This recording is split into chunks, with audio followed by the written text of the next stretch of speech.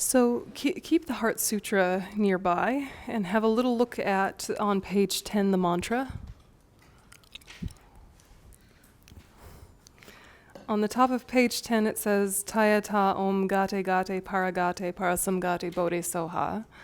So Tayata, it is thus, Om, the enlightened body, speech, and mind. Gate Gate Paragate Parasamgate Bodhi are the 5 paths that we just discussed. Yeah, Gate 1, path of accumulation. Gate 2, path of preparation. Paragate, path of seeing. Parasamgate, path of meditation. Bodhi, path of no more learning. Right? Yep, it's gone beyond, gone completely beyond, so be it, right? But that's what it means, is the 5 paths.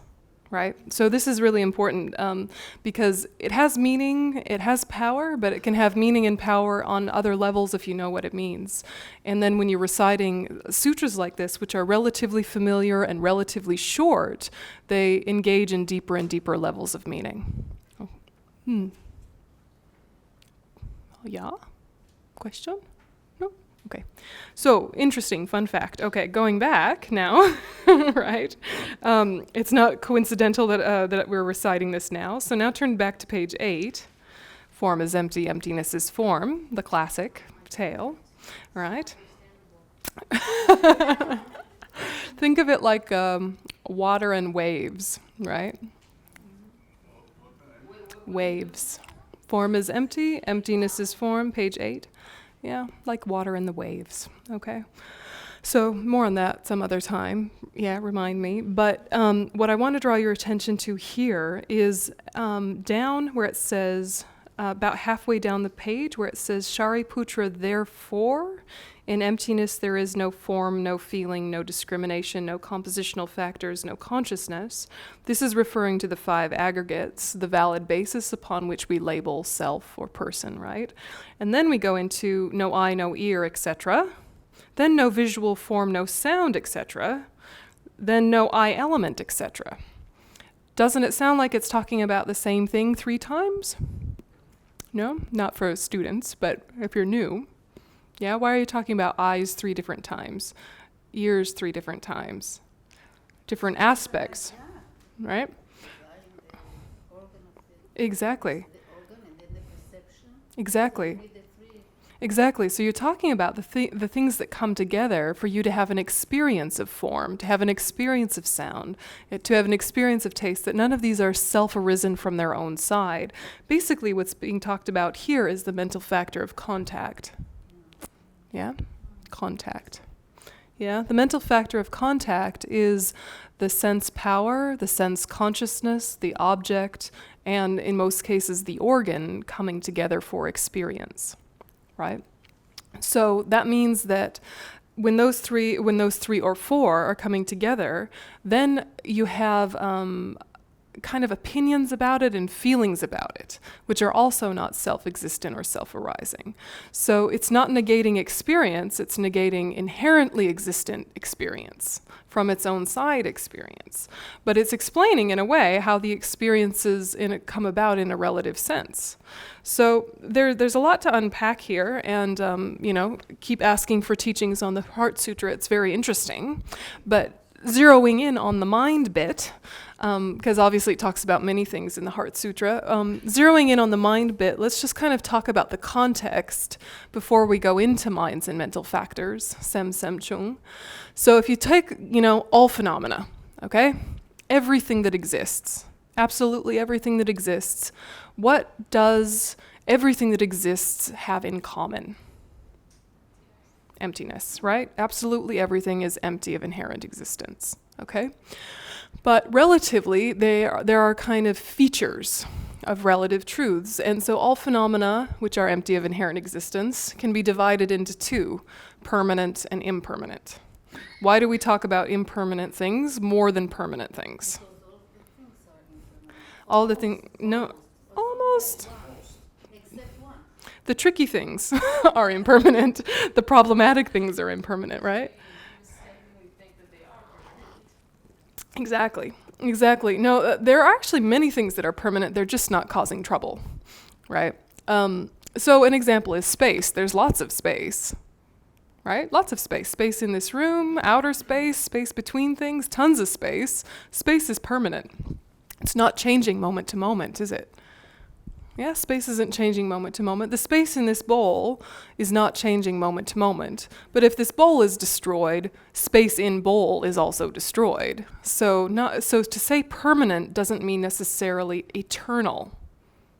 Yeah, you understand the distinction? Right. Okay, so another example is emptiness itself is permanent, but what emptiness is attributed to are usually impermanent things. So it's a permanent aspect of an impermanent phenomena a lot of the time.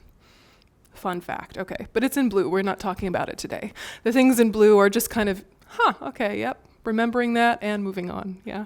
The things in red are what we're gonna talk about. So then, okay, so impermanent things, those are the interesting things, generally speaking, in terms of our everyday experience and practice. They can be divided into three. Non-associated composites, for example, persons, for example, time. Interesting, right? Okay. Form, for example, a human body or a tree, right? Easy, matter, form, right? No problems there. Then we have consciousness, right? And so of impermanent phenomena, for us, the place of work is consciousness. Yeah, most of the time we're working on our body, actually, but we should be working on our consciousness. Yes. Okay. Something? No. What do you mean non-associated? Things that are not form or consciousness. Because they are both or, all right? So an example is a person, right? A person is not form. A person is not consciousness. A person is labeled on the basis of form and consciousness. So it's in that category. Yeah. Other example? Time. Time. I recommend Aryadeva's 400 Stanzas, the chapter on time, for details. But it's in blue, Shoki. We're not talking about the blue boxes today. But it's interesting. It is interesting. And permanent stuff is interesting because, of course, emptiness is permanent, and that is very interesting. Right, so kind of planting that as food for thought, things I want to investigate further. Keep making yourself a list of things I intend to ask, or ask teachings about, or ask a geshe about, or read about, making your fun list, right? Yeah, but the place of most transformation for us is consciousness, right? And consciousness is divided in all sorts of different ways. We talked about the 7 types of awareness, but when we talk about minds and mental factors, we're not talking really in terms of progression. We're talking about kind of ones we want to keep, ones we don't want to keep, what's happening all the time anyway, stuff like that, yeah? So what we have with consciousness are main minds and mental factors. And main minds are, generally speaking, perceptual, although there's a case for mental conception. But most of the time, main minds, or also called primary consciousnesses, access their objects directly. So they're the classics, right? Visual, auditory, olfactory, taste, and tactility, right? Eye, ear, nose, tongue, right? The classics. The one that we don't talk about very often is the mental sense, or the mental primary consciousness. We could call that the sixth sense, which makes it sound magic, something that only some people have, but all of us have a sixth sense, right? And it's like, yeah. And so perceptual mental primary consciousness, conceptual mental primary consciousness. Okay, so there are 6 types of main mind, and they all have the same kind of basic quality, which is they see the generality of things. They're reflective, clear and knowing, sky-like, direct, less opinionated, etc. Okay? So this is the sky bits. These are the cloud bits. Sky, cloud, easy. No problem? Yeah, you've had this presentation before, right? It should ring some bells. Yeah. Olfactory, smell. Smell. Smell. It's a weird word. Not all English-speaking people as their native language know it either. Smell. Okay. So main minds, and then we have mental factors, and what I really want to talk about are the 5 omnipresent mental factors. Omnipresent means ever present or always there. Yeah, it's not talking in terms of good or bad. They're just constantly there in every main mind. The 5 omnipresent mental factors. So we're going to come back to them, but just to name the other categories. So main minds, there's 6 types. Mental factors, there's 6 categories. And we talk about like the main 51 mental factors, but there's tons more mental factors than in the 51. I gave you the list. Right? We're going back in time. What? 51 mental factors. Remember the categories. If you can remember the categories, that's good. If you can't remember any of the categories, remember the first category.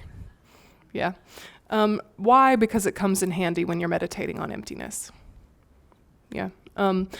Also good to know what an affliction is and what a positive state of mind is. You don't need to know all the different nuances, but to know what the difference is between the two, right, is good. So no, you don't need to know all 51, but to know the general ideas of how we class thoughts, basically, or conceptions. Because we, in our way of speaking, we talk about thoughts and emotions. And that's it, right? Thoughts and emotions, as if that's all that is going on. Yeah, and it's far more nuanced than that. It's far more subtle than that, and there's more specificity. That means we can inject more control. And if we understand where the places of hard wiring are, or the places where we're really strongly habituated, then we can work on them in a way that's effective without feeling like we're hitting our head against the wall. Yeah? So these categories, just to kind of name them a little bit, so we'll come back to this one, but the 5 object ascertaining mental factors are, for example, mindfulness. So to say object ascertaining should give you some meaning they ascertain their objects or understand their objects or hold their objects in a certain way. Like mindfulness is one, okay? Positive or beneficial mental factors are, for example, non-attachment. So how would you describe the difference between a positive state of mind and a negative state of mind in terms of experience?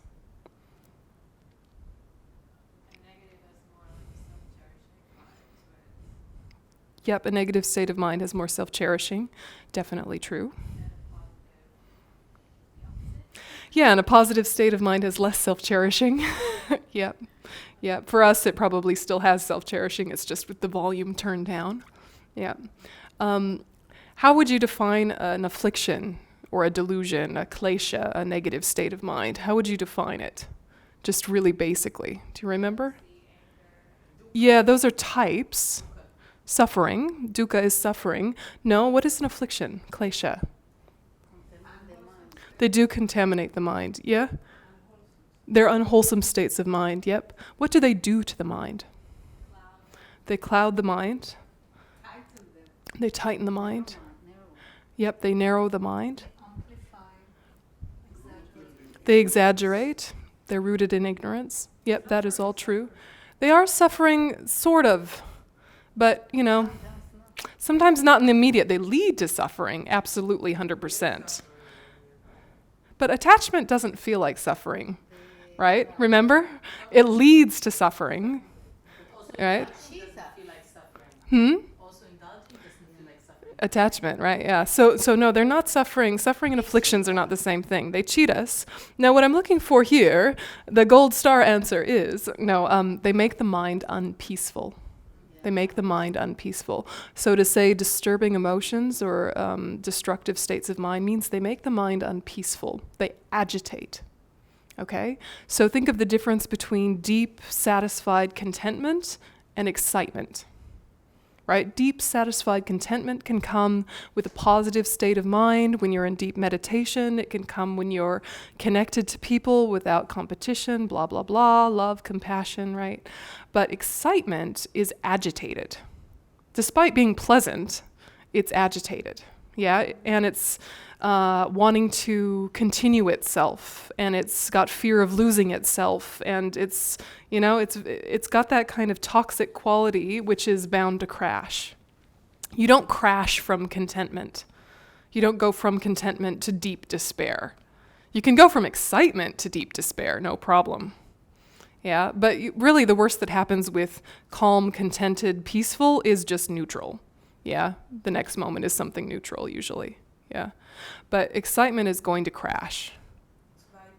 It is very bipolar, yes. Excitement is very bipolar. So it's very important to understand the difference between a positive state of mind and a negative state of mind, not from a good people, bad people perspective, not from getting a gold star, getting a punishment perspective, but in terms of clarity, in terms of accuracy. This is an interesting way of framing this, clarity and accuracy. A positive state of mind is in alignment with reality. A negative state of mind is out of alignment with reality. This is something very interesting for us. So keep coming back to, why is that so? How is that so? Is my experience telling me that that's true? But if you think about a negative state of mind, as soon as a negative state of mind is present, the mind's clarity is disturbed, and the choices become fewer, and the focus becomes narrower, right? And the hunger or the fear, the neediness or the irritability spikes and increases, right? But also your decisions aren't as likely to succeed. Sometimes you make decisions that work out okay under the influence of afflictions in the immediate. Sometimes we use them to motivate actions, but that's not to say that in and of themselves they are wisdom, right? Positive states of mind are calm and clear. Positive states of mind are open and expansive. Free-ish, yeah, free. So really think about that. Like when you're in very solid, uncontaminated love, your best version of love, right? We're not perfect with our love even in our best days, but think of when you are just feeling love. May you be happy. Yeah? As opposed to, I want you to be happy so that you make me happy, right? Or as opposed to, I want you to be happy because you're annoying when you're sad, right? Think about the difference in your, not in what it's saying to you, but in your level of mental stability. Can you feel that there's a real difference, right? Just in terms of clarity, stableness, the ability to reflect. Yeah. So we need to be able to pinpoint a negative state of mind is present by the sign of my mind is agitated. If my mind is agitated, a negative state of mind is present. I might not even know which one. Is it pushing away energy, pulling towards energy, vaguing off energy? I don't even know, but if it's agitated, a negative state of mind is present, and I'm out of sync with reality. I'm mistaken. So that's really important to know. Then there's all these secondary afflictions, right, which are less obvious than the root afflictions, but are versions of them, like, for example, resentment, which is related to anger, but it's, like a nuance. So the secondary afflictions are just more afflictions and more problems. They're just kind of more finely tuned versions of the same big bad six. So then the changeable mental factors, the example that's easiest to understand is sleep. They're called changeable because they could be positive or negative or neutral. Yeah, they're not in and of themselves a positive or negative state of mind. They could go either way. So sleep is changeable because we can have a positive state of mind while sleeping, a negative state of mind while sleeping, a neutral state of mind while sleeping. Do you agree? Mm-hmm. Another one is regret. We can have agitated regret, afflicted regret, right? Or we like missing out, right? FOMO, right? Fear of missing out. Yeah, or guilt. Guilt is only negative. Guilt is negative. Guilt we don't talk about in Buddhism. We don't even have this word, right? We talk about regret from a positive angle. Yeah, no, I know, and my father is Catholic, I understand. But guilt's bad, don't do it. But guilt is Judeo-Christian, big balagant, thanks Abraham, right? So right? Everybody shares it, and I'm not minimizing the suffering of it. I'm just saying it goes without saying guilt is not what we want. But regret actually can be negative when it's regretting missing out on some attachment thing. Yeah? Fear of missing out, yes? So something like analysis also could be positive, negative, or neutral, right? Stuff like that. So what we want to do is with these changeable mental factors, tweak them into the positive by setting a positive motivation. Positive or virtuous states of mind are by their nature productive, positive, generate good karma, well motivated by their nature. These guys need to be oriented. Does it make sense? Okay. So these guys, they're interesting. Investigate if you like. There's a nice booklet that explains them all in enough detail to understand them, but not so much detail that you get exhausted, for free on the website called Happy Monks. You guys know about Happy Monks? Happy Monks Publications. Anyway, it's one of our monks in the FPMT puts together nice publications. So anyway, there's a Minds and Mental Factors one. It has an orange cover. You can download it for free. Fun facts. Okay, so these guys are very important. Okay, these omnipresent mental factors are present with each main mind. Yeah, if there is a main mind, there is necessarily the 5 omnipresent mental factors. Main minds and mental factors exist at the same time, right? It's not like you alternate between them. We're not talking about conception and perception in the same way, okay? You always have a main mind, and with it you always have mental factors at our level, okay? So if you have, say, visual primary consciousness or I primary consciousness, together with it you have a feeling about what you're seeing is pleasant, unpleasant, or neutral. You have recognition of what it is that you're seeing. Yeah? You have an intention, I want to move towards it or away from it, or I'm hanging out neutrally. Contact is the coming together of the outside and the inside. Attention is mental engagement or holding your attention on it. Yeah? So it can go very quickly, right? And most of the day, we're moving through the senses and not usually in the mental primary consciousness. Normally, we're operating through the senses. So I see that, I like it, I want more of it, I take, right? I smell that, I don't like it, I move away from it, I'm mad. Yeah, that's kind of what's going on with us mostly. Mostly. Yeah, so contact is what I was talking about in the Heart Sutra, where it says no eye, no ear, no nose, no visual form, no sound, no taste, no object of touch, no eye element, no ear element, etc. What's happening with contact is that in order for you to generate experience, you need the primary consciousness, you need the sense power, and you need the object, and in most cases, the organ. So these are slightly different things. So the primary consciousness is completely non-physical. Yeah, completely non-physical, like say, for example, eye primary consciousness or visual primary consciousness. It's consciousness. Yeah, it's not matter. But then you have an eye sense power.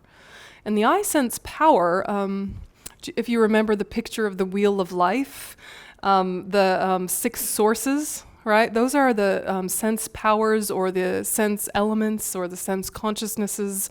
Usually not sense consciousnesses. What are the other synonyms that the translators use? Sense power, sense element, sense source sometimes. But basically what's being described is very, very subtle form that is dormant until rebirth is fully actualized.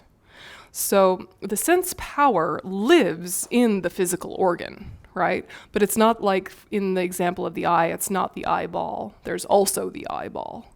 But it's like the house, yeah? The eyeball is the house of the sense power. Exactly. So you have these guys coming together, and then the outside, right, quote, outside object coming together and meeting. So we call that contact, yeah? And in the 12 links, it's often the couple copulating, right? Contact, right? And then you get feeling, right? Arrow in the eye, remember? Yeah, so you get right, it's, right, remember in the 12 links, right, arrow in the eye. Because feeling is such a strong aspect of our experience, To ignore feeling would be like being able to ignore an arrow in your eye. Could you ignore it if there was an arrow in your eye? No. Can you ignore your feelings? Probably not. You can suppress them and deny them and be disassociated from them, but to pretend they don't exist in every moment would be untrue, yes? So yes, arrow in the eye, nice and visceral. Thanks, Buddha. So contact is that coming together of outside and inside is the easiest way to kind of immediately remember it. But it's those primary consciousness, sense, power, object, and often organ. But obviously not in the case of the mental primary consciousness. Okay. So contact is our place of usually of working with outside conditions. Okay? Because what we come into contact with due to our habituation is going to dictate then kind of what feelings and recognitions and intentions are going to come about, which is why we want to moderate how much we do negative actions and negative situations rather, because our habits say, if I'm in this place, I will do this bad thing, just out of habit. Yeah, it's not the fault of the bar that the alcoholic gets drunk, but the alcoholic shouldn't go into the bar. Right? It's like that. They don't come into contact with the bar because they know their association with bars is to get drunk and be crazy, right? But lots of people can go into bars and not have any trouble because they have different habituations. So knowing that in every moment there is contact, that's where we try and manage our conditions in a way that we have a manageable amount of challenges, rather than challenges that are so much that we can do nothing but the same old thing. Yeah, which is why we have vows, right? Lay vows, monastic vows, bodhisattva vows, tantric vows. There would be no need for vows if we didn't have the mental factor of contact. There would be no need for vows if we were already Buddhas. The assumption is that we're habituated to certain negative activities and thoughts in certain circumstances. So while we build our strength, it's good to separate ourselves from those. Does it make sense? Yeah, so to say like the vow not to drink, for example, or the vow not to lie, the vow not to lie is a good one because from the perspective of wanting to achieve nirvana, no lying means no lying. From the bodhisattva perspective means no lying unless there's a higher purpose served by lying. Yeah? So, for example, the good old story of the hunter running by and asking the monk, which way did the deer go, right? And the monk just saw the deer go that way, so he says, that way, right? So he's lying to the hunter for a higher purpose, right? So contact is an interesting one because it's not the fault of the outside world that we respond the way that we do, and yet the outside world has an influence, and we need to recognize our own habit patterns towards those outside things or people. Yeah, so it's that delicate dance of acknowledging the influence of conditions without calling conditions substantial causes. The substantial cause is always your own mind, but without conditions, different things arise. Attention is what you're holding your attention on, right? So if intention is moving your mind, attention is holding it there. Yeah, or landing. Yeah. So feeling is just pleasant, unpleasant, neutral. It's not the way we think of emotion. Yeah. It's not the way we think of emotion. It's pleasant, unpleasant, or neutral. But because of pleasant, unpleasant, or neutral, we choose in an unfortunate way. Because as soon as we feel unpleasant, it seems natural to have aversion. But unpleasant is not the same thing as aversion. Yeah. They're linked so quickly in our mind that we assume pain means it must get away and that they're the same thought, when actually they're two thoughts. It's unpleasant, I don't like it, it must get away, is a series. So what we're trying to do is to be with our feelings in such a way that we don't believe the patterns that flow from them. We want to break the association between unpleasant and aversion, break the association between pleasant and attachment, and break the association of neutrality with indifference. Does that make sense? So when we're looking at the mind in general, feeling is where old karma ripens, right? So what we're feeling right now is always from the past, but we call it the present. Yeah, we've talked about this before, but it's really important to understand that what we're feeling right now physically, what we're feeling right now mentally, is because of the past. How we respond to it is creating our future, right? So feeling is where karma is experienced. Intention is where karma is created. These are two really important pieces to know. And so these are omnipresent mental factors, which means every second of every day we're experiencing karma and creating karma, right? Good and bad and neutral. But this is good to know. And then you understand why it's important to study the mind.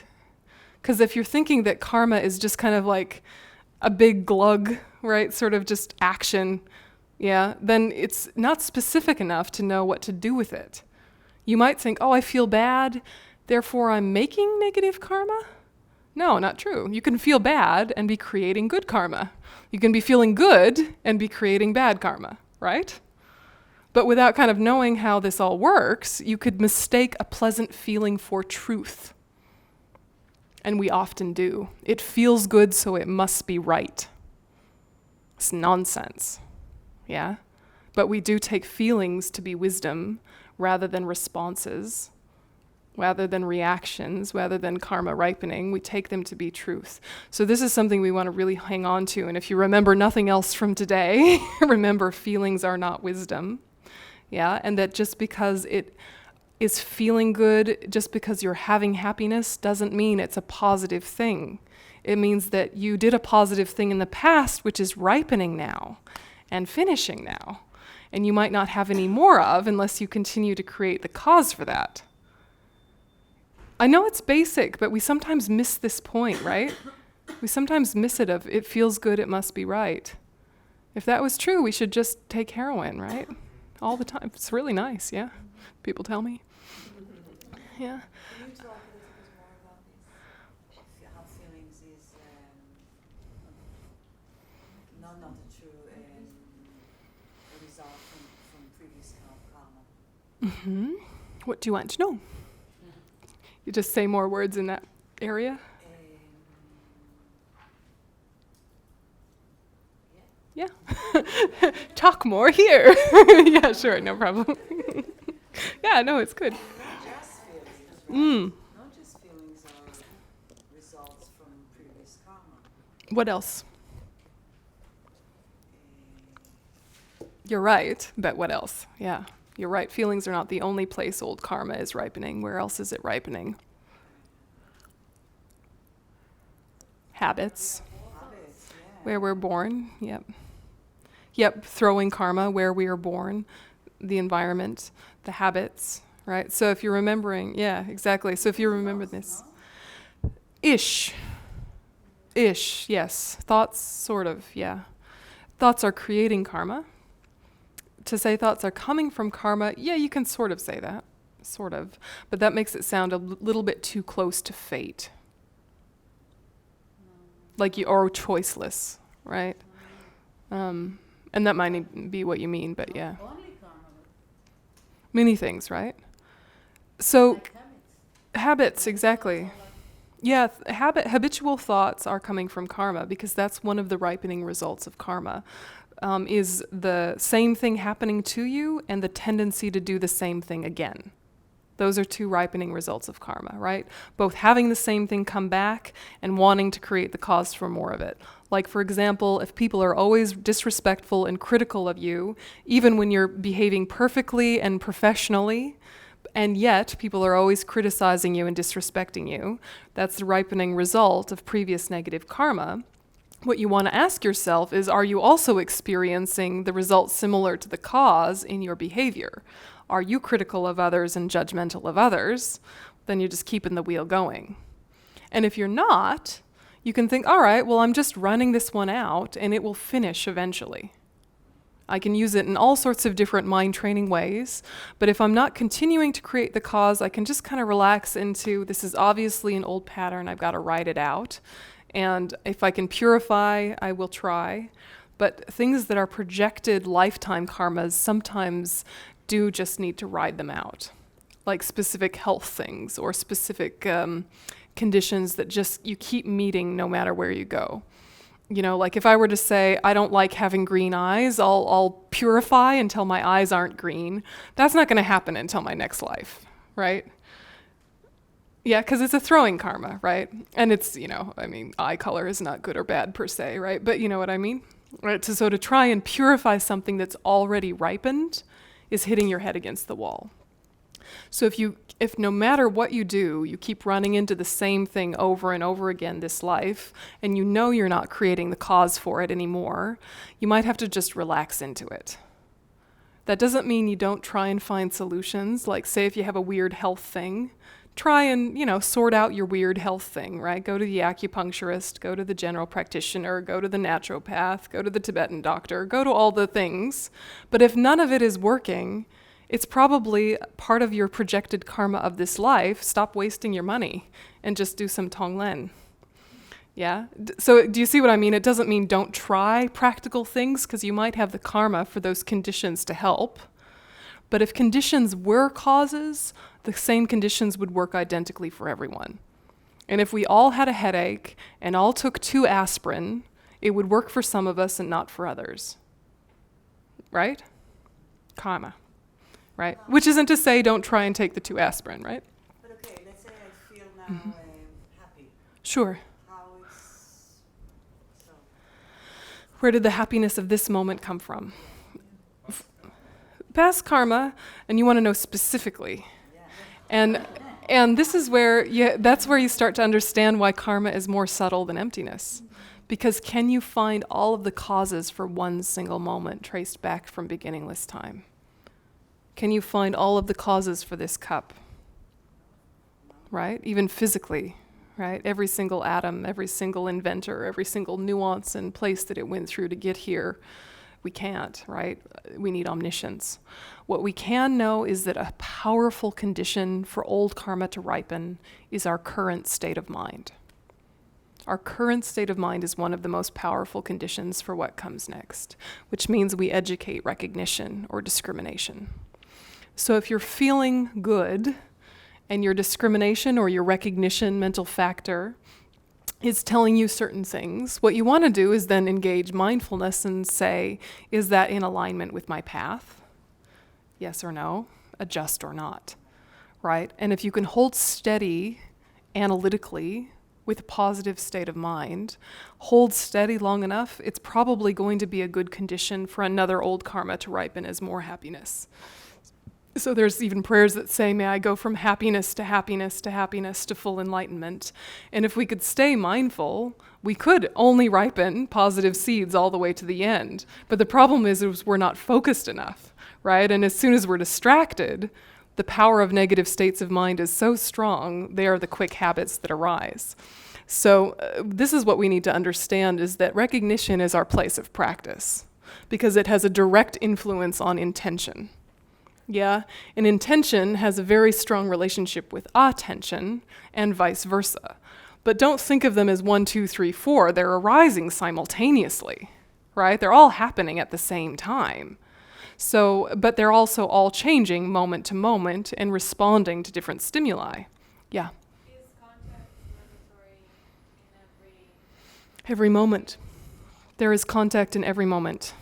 so what is the difference between recognition and contact? Contact is meeting. Recognition is labeling. But you don't necessarily come in contact with everything you recognize. Contact doesn't have to be physical. Yeah. It is usually, but not for the mental things. You're coming into contact with mental phenomena. So can you be more specific of what is mental contact? What is mental contact? So if you have mental primary consciousness, these are in its retinue. It's coming into contact with mental phenomena like thoughts. Yeah.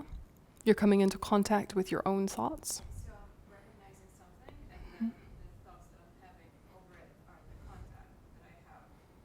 The meeting is contact. Meeting. meeting. Then response is more the realm of the others. But can I recognize something without being it? No. So how are they separate? Well, this is the whole point, right, is that they're all interdependent. So we can kind of say objectively, this is this, but it's all consciousness and it's all simultaneous. I understand that they're not separate, but I don't understand what is the difference. Is there a difference between meeting something and recognizing something? She's asking what is the difference between contact and recognition? Maybe it's like meeting a person, Yeah, and then, recognizing yeah, exactly. Yeah, like meeting a person and recognizing a person. oh, hi. It's you. Yeah, exactly. That's a perfect analogy. Meeting a person and then recognizing a person. You're looking at them for a second going, I know you. I know you. Oh, yeah. Yeah. Yeah. Every sense contact is also a mental recognition, mental contact. Otherwise, it won't be. Yeah, always. Always Always. mental contact. Well, these are mental too, right? Just because they're sensorial, they're mental, right? They're not the... Also, the contact is the knowing is mental. The recognition is mental. You need, in order to see, like I don't see like dog sees. Yeah. Dog sees, but he doesn't know that he sees. Well, no, see, you're making it too... No, listen. To say recognize doesn't mean words. Right.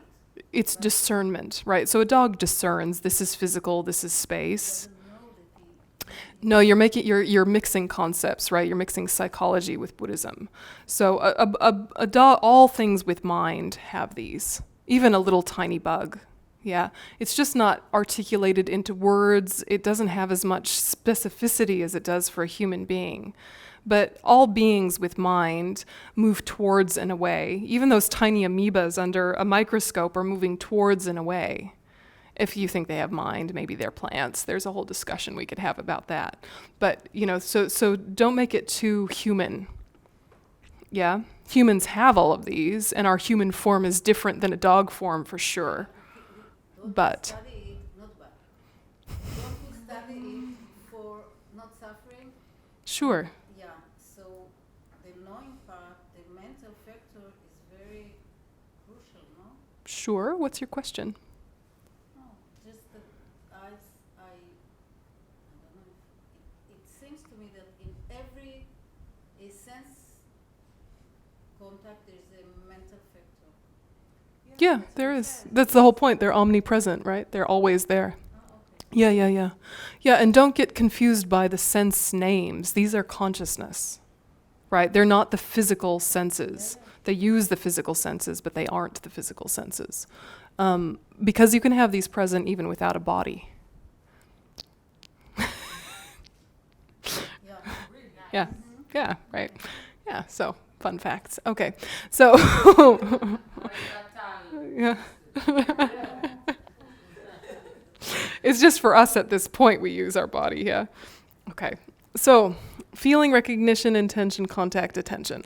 These are the 5 omnipresent mental factors. Now, what is the difference between the 5 omnipresent mental factors and the 5 aggregates? Or what is the similarity? What is the difference or similarity? What is the relationship between those 2 groups of 5, which are important groups of 5? Is there any correlation? Feeling, exactly.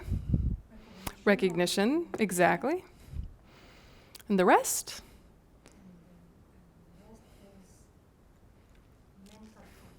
Compositional factors.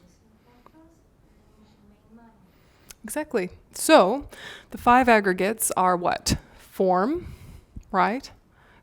Feeling, recognition, compositional factors. These are all compositional factors, aren't they? And these are all compositional factors, and consciousness, right? So it's not a whole different list, right? Don't get your lists mixed up. The 5 aggregates are the list that we usually use to label person. The reason we use the word aggregate is an odd word for a specific reason. Skandhas, right? Aggregate is what? We usually use it in English to describe like a big pile of rocks of different types. not often, it doesn't come up in conversation a lot. Like native English speaking people also go, what, 5 aggregates? What are you talking about? It's piles of stuff, heaps, right? Hebrew's also weird? So to say 5 aggregates doesn't mean 5 things. It means 5 piles of things, yeah? Heaps of things, yeah? Collection of things, right? So what are the other things in those piles? These, yeah? So this is still the 5 aggregates, right? Just elaborated. Yeah, is that helpful? You know this, yeah? So intention is the most important of the compositional factors, right? When we say the 5 aggregates are form, feeling, recognition, compositional factors, and consciousness, when we say compositional factors, we mean all of these mental factors, specifically intention, because intention's where you create new karma, right? And when we say consciousness, we mean the 6 main minds. Yeah, you can say just the mental primary consciousness, some people do, but if you're thinking those guys, the sky ones, right? Like that, okay? And then form is the body, right? The human body. So what do we label a person on? The body and the mind. What do we label a person on? The 5 aggregates. What do we label the person on? This whole thing here. Yeah. The intention is very, very important. Yes. I think so because, Yes. because let's say you recognize something or contact something and you whatever, positive or negative, especially negative, so your intention. As soon as you take action, mental action, verbal action, physical action, intention, Whatever yeah. something, intention is the basic or like if you are behaving in a certain way, Yeah, right? The intention exactly. is it's very profound. Yeah, yeah. Intention's important. Yes. True. Okay, so what we're going to do after the break, I want to prepare you so that you're ready so we can just jump right into it, okay? So if the whole point of all of this discussion is we want to train the mind, right? What do we want to train it to do? We want it to realize emptiness and have bodhicitta, yes? How do we realize emptiness? We need to start with looking at the object of negation and dependent arising. We can't get to emptiness yet at our level. What is the object of negation? What is negated by emptiness? Inherently existent what? Self, right? Whose inherently existent self? Or inherently, right, excellent. Very good. Okay, so to realize the object of negation, you need to look at what would the self be like if it were inherently existent? Because that's what we're holding to. So we have to see the absurdity of that before we can laugh ourselves out of it. Yeah? So in order to laugh yourselves out of it, you do the 4-fold analysis. Yeah? Which is to basically say, all right, let's just pretend that the self is inherently existent. I've been living that way my whole life anyway. Let's just take that. Sure it is. So if it is, it can only exist in one of 2 ways. It's either one with the 5 aggregates or separate from the 5 aggregates. It's the same as the 5 aggregates or it's different than the 5 aggregates, right? If it's inherently existent, it's one of those 2 ways, right? So you go, all right, so I'm not even touching the fact that it isn't. I'm just, yep, it is. So if it's one with, what are the problems with thinking that? If it's separate from, what are the problems in thinking that? So you have to explore what would it be like if that were true. And if you look at what it would be like if it were true, you laugh yourself out of the absurdity of believing it and arrive at emptiness. Yeah? Yeah, so we'll do that after a cup of tea. It'll be fine. All right? Yeah, no problem. It's called the 4-fold analysis. I will write the 4 up on the board, don't worry. I'll write the 4 up on the board. And, okay, so that's what we're going to do after the break. And do you have any questions about this? Don't rub it out? Okay. Okay. At some point, Yeah. just connected to the first lesson with the separate awareness. Yeah. That's going to be the last session. Yep, last session. So I thought we needed to go backwards before we go forwards because we were missing some pieces. Yep. And so another thing, before you lose focus, another bit before you lose total focus, might be too late, you guys there. Okay, so before you totally lose focus, another way to start to understand emptiness is to understand dependent arising first, right? Dependent arising is easier for us to understand than emptiness. Is dependent arising emptiness? No, good, okay, just checking. Very good. All right, no. The reason things are empty is because they dependently arise. Dependent arising is, right? The coin. Very good. Okay. So a good way to understand dependent arising is to look at the 5 omnipresent mental factors. That's a really interesting way of exploring dependent arising. Because if you think of consciousness and your consciousness, one thing often leads you to think inherent thing or permanent thing. So we have our coarse level of grasping is the idea that we are unitary or one.